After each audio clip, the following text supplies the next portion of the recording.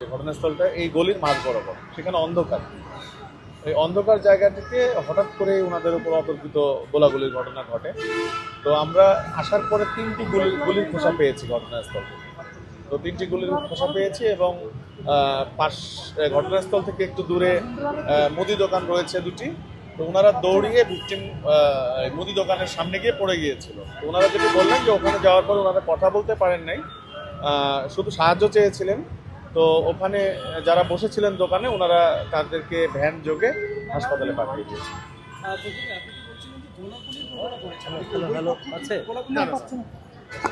অতর্কিত গুলির ঘটনা ঘটেছে। আমরা এখন পর্যন্ত মানে প্রাথমিকভাবে মনে করছি দুইজন। যে মানে মুসাফিরের সঙ্গে ছিল কয়জন? ওনারা ভিকটিম দুইজন টোটাল। আর যে দুইজন গুলিবিদ্ধ হয়েছে ওই দুইজনই ঘটনাস্থলে ছিল আমাদের কাছে মনে হচ্ছে এখন। আরেকটা বিষয় হচ্ছে বাইক যোগে ছিল না না, ওখানে ওত পেতে বসেছিল, ওই অন্ধকার গলির ওখানে ওত পেতে বসা ছিল। প্রাথমিকভাবে কি ধারণা করছেন প্রাথমিকভাবে আমরা এখন পর্যন্ত সিসি ক্যামেরা ফুটেজ বিশ্লেষণ করব। এখানে ওনাদের আত্মীয় স্বজনের সঙ্গেও কথা বলবো।